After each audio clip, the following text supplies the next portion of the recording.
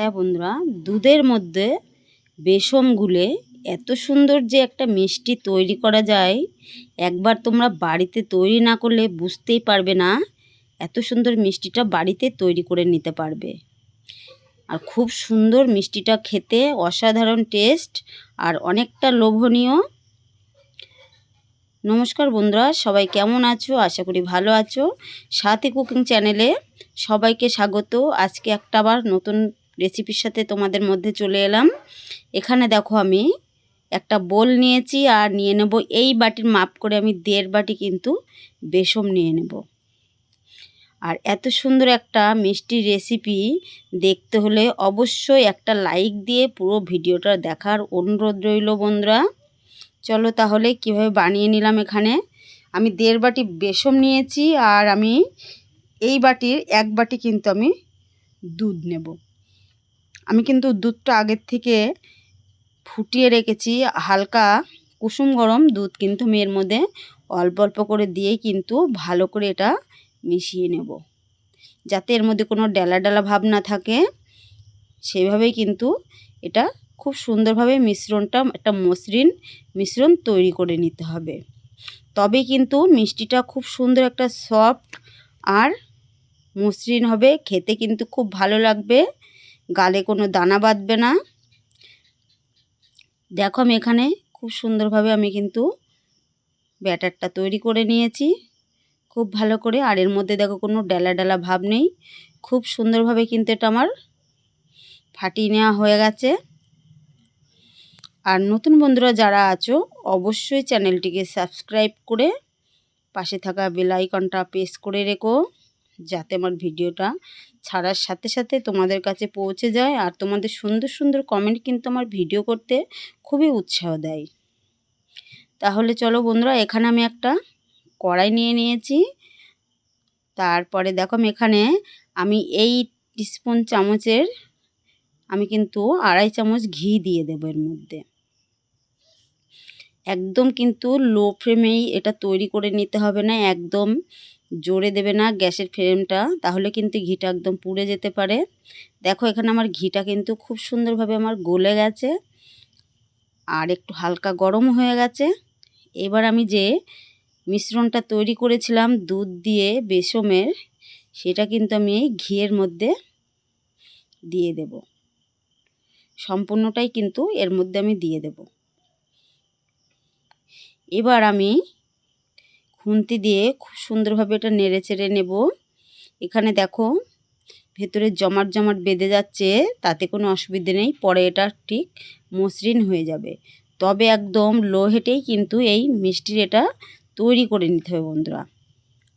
খুব সহজেই আর খুব সুন্দর একটা সহজ রেসিপি, তোমরা দেখে ঝটপট কিন্তু অবশ্যই বাড়িতে তৈরি করে নিতে পারবে। আর একবার বানালে কিন্তু বারবার বানিয়ে দিতে বলবে তোমাকে। খুব সুন্দর একটা মিষ্টি রেসিপি। তাহলে দেখো এখানে আমি আস্তে আস্তে কিন্তু এটা আমি নেড়ে চেড়ে নেব, খুব সুন্দর একটা ডো। এখানে দেখো আমার খুব ভালো করে কিন্তু এর সাথে মিশে গেছে। আর দেখো কতটা মসৃণ হয়েছে, একটাও ডেলা ডেলা ভাব নেই। আমি কিন্তু এবার গ্যাসের ফ্লেম একদম অফ করে দিয়েছি, দিয়ে খালি কড়াইতেই কিন্তু আমি একটু নেড়ে চেড়ে নিচ্ছি। আর এইদিকে দেখো আমি একটা কড়াই বসিয়ে দিয়েছি, দেওয়ার পরে আমি কিন্তু এই বাটির 1 বাটি কিন্তু আমি এখানে 200 গ্রাম চিনি আছে, চিনিটা কিন্তু এর মধ্যে দিয়ে দিলাম। তোমরা কিন্তু তোমাদের মিষ্টি কেমন খাও সেই অনুযায়ী কিন্তু মিষ্টিটা দেবে। আর 1 বাটি কিন্তু চিনির জন্য 1/2 বাটি জল দিতে হবে, যেহেতু আমি এই চিনির শিরাটা কিন্তু আমি একটু ঘন করব। আর আমি কেমন করছি দেখো বন্ধুরা, মিষ্টিটা কিন্তু শক্ত হয়ে যাবে না আর নরম থাকবে, সেইভাবেই কিন্তু আমি চিনি শিরাটা তৈরি করে নেব। আর আমি কিন্তু এখন গ্যাসের ফ্লেমটা একটু জোরে দিয়েই কিন্তু এই মিষ্টিটা তৈরি করে নেব। এবার এর মধ্যে আমি 2টো এলাচের ফল দিয়ে দিলাম, সেক্ষেত্রে কিন্তু খুব সুন্দর একটা সেন্ট আসবে এর মধ্যে থেকে। দেখো আমার চিনি শিরাটা কিন্তু খুব সুন্দরভাবে আমার ঘন হয়ে গেছে। আর দেখো একটু আঠালো আঠালো ভাবও হয়ে গেছে। এখানে আমি এবার খুন্তি দিয়ে কিন্তু আর একটু নাড়ি চেড়ে নিলাম, নিয়ে একটু ঠান্ডা করে তারপরে কিন্তু আমি এই বেসনের মধ্যে আমি এই চিনির শিরাটা দিয়ে দেব। দেখো এর মধ্যে আমি সম্পূর্ণ এটাই দিয়ে দিয়েছি। দিয়ে আমি কিন্তু এবার গ্যাসটা একটু মিডিয়ামে, হালকা মিডিয়ামে কিন্তু দিয়ে এটা আমি খুব সুন্দরভাবে নেড়ে চেড়ে নেব। আর এটা দেখছো একদম দলা দলায় দলা থাকবে না, কিন্তু খুব সুন্দরভাবে কিন্তু এর সাথে মিশে যাবে। তারপরে দেখো এখানে আমি একটা চামচ, ছোট চামচ হাতার 1 হাতা কিন্তু সুজিটা দিয়ে দিলাম। সুজিটা দিলে কিন্তু মিষ্টিটা খুব সুন্দর একটা দানা দানা ভাব হবে, আর খেতে কিন্তু খুবই একটা স্বাদ হবে। তারপর দেখো খুব ভালো করে আমি নেড়ে চেড়ে এর মধ্যে যাতে কোনো ডেলা ডেলা ভাব না থাকে, একটু ঠেসে ঠেসে আমি কিন্তু ডেলাগুলো আমি ভেঙে দেব। চেপে চেপে কিন্তু এটা তৈরি করে নিতে হবে। দেখো এর মধ্যে আর কোনো ডেলা ভাব নেই, আর খুব সুন্দর একটা মসৃণ ভাব এসেছে।